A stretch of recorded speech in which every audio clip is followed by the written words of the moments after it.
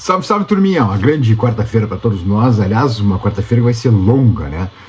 Porque começa às 15 horas com Inter e Santos e vai reiniciar às 9h30 da noite com Santos e Inter. Primeiro o sub-20, depois os grandinhos. Primeiro os baixinhos, depois os grandinhos, né? E o Inter precisa ganhar às 3 da tarde. Ganhar, não tem outro jeito. E pelo menos empatar à noite, né? Contra o time do Neymar. Vamos lá então, vamos começar pela noite. Bora. O Inter em Santos aí tentando fazer, depois de 100% de aproveitamento, né? Contra a Vitória e Ceará na retomada das férias, retomada do campeonato, sai de férias, intertemporada, retoma o campeonato, 2 vitórias seguidas, ambas por 1-0. Vitórias justinhas, né? Mas, enfim, com a apresentação de um bom primeiro tempo contra o Ceará. A gente já viu alguma evolução. Repete o time, provavelmente, né? Provavelmente o Roger repita a mesma escalação que pegou o Ceará. Eu acho um erro insistir com o Bruno Henrique, mas a tendência é essa, né? A tendência é seguir com o Bruno Henrique no meio campo, junto com o Maia de primeiro volante, enfim. E o Alan Patrick, obviamente, o mestre Alan Patrick carteando o jogo. Não, peguei um mosquito aqui. O Alan Patrick dando as cartas do Inter, dando as cartas do todo o jogo do Inter, carteando o jogo, enfim. Sendo o grande jogador do Inter. Se o Inter perde o Alan Patrick, acaba o time também, né? Então, jogo dificílimo, jogo duro, jogo que o Alan Patrick reencontra seu parceiro Neymar, né? Amigos de base do Santos. Thiago Maia também, outro base do Santos, reencontra o Neymar.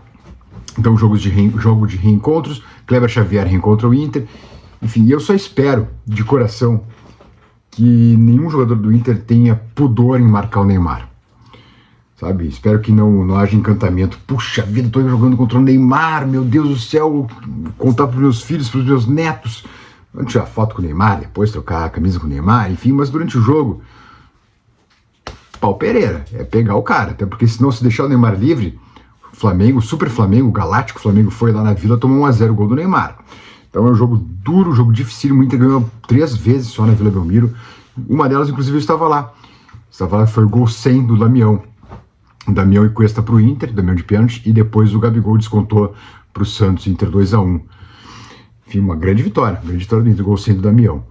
Então espero que se repita. Pô, se repetir a vitória, nossa, aí sim, espetacular, resultado fantástico. Mas o empate já tá bom. Se a gente pensar no conjunto de, né, seu Oliver, no conjunto de 2 jogos, no bloquinho de 2 jogos, né, que agora também tem Vasco no fim de semana, no domingo no Beira-Rio. Aí ganhando do Vasco, que é um time horroroso, vamos combinar?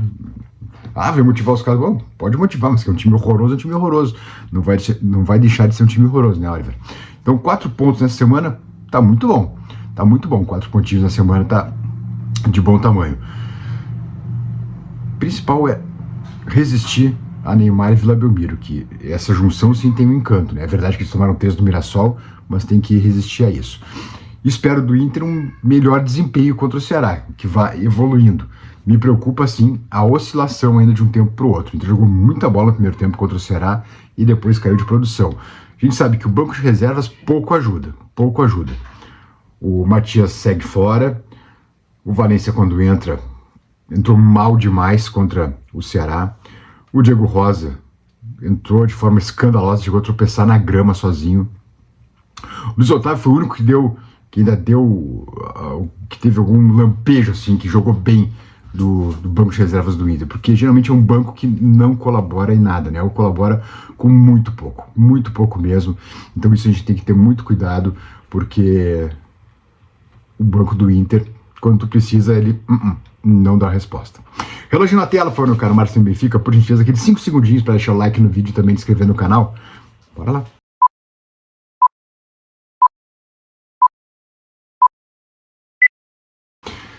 Uma turminha. Antes da Vila Belmiro tem Passo da Areia, 15 horas, Inter e Santos, jogo dos baixinhos, sub-20. Ninguém desceu do profissional para ajudar os guris, então é o time que foi campeão gaúcho agora no fim de semana. É o mesmo time que vai a campo agora contra o Santos.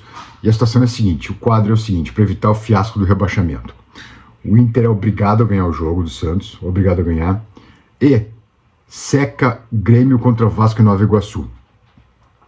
E o Cuiabá eu vou tirar de lado, porque o Cuiabá precisa de um empate só para escapar e joga em casa com o Bahia, e eu vou explicar a situação agora, por que é mais plausível o Inter escapar do que o Grêmio. A tendência é o Grêmio ser rebaixado. E eu vou explicar por quê. É verdade que o Grêmio está na frente do Inter. O Grêmio tem 17 pontos, o Inter tem 15, tá? Exclui o Cuiabá. O Cuiabá tem 18 pontos e um empate já salva eles. Bahia e Santos, adversários de Cuiabá e Inter, já estão fora do campeonato, não tem chance de classificação, tampouco chance de ser rebaixados, tá? Então, possivelmente estejam desinteressados nesse jogo. Vasco não.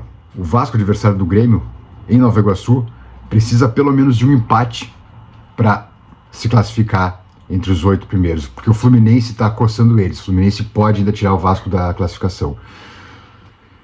Um empate para o Inter em Vasco e Grêmio serve muito. Se o Inter ganha do Santos e o Grêmio empata, quem cai é o Grêmio.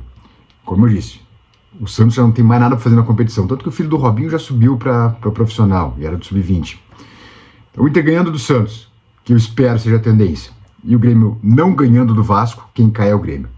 E eu repito, o Vasco tem que ganhar. O Vasco é um bom time, vem de uma goleada sobre o Corinthians, 4-1.